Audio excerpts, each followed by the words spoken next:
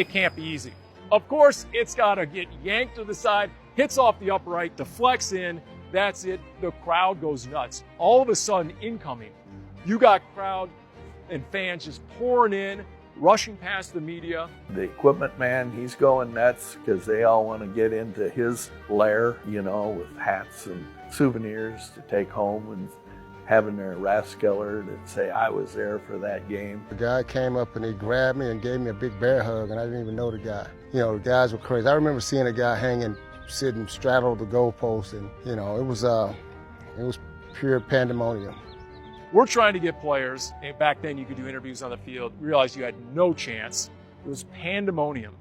And then I looked up on my right, and all of a sudden, timber. Here comes the goalpost. Down it comes, almost in slow motion, right? And there are fans up on the goalpost.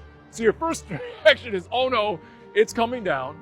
But my brothers had bruises on their shoulders, and they were riding on the goalpost at some point. They were having a wild time while we were in the locker room celebrating. They start walking out of the stadium with the goalpost. They make it out of the stadium and then start walking down 5th Street. They hit the center of Mill Avenue, 5th and Mill, and now they put it up right in the center of the intersection, just kind of holding it there. Then it comes down again, and again, I don't know if there's no plan here. There's just a crowd trying to decide what to do with this thing.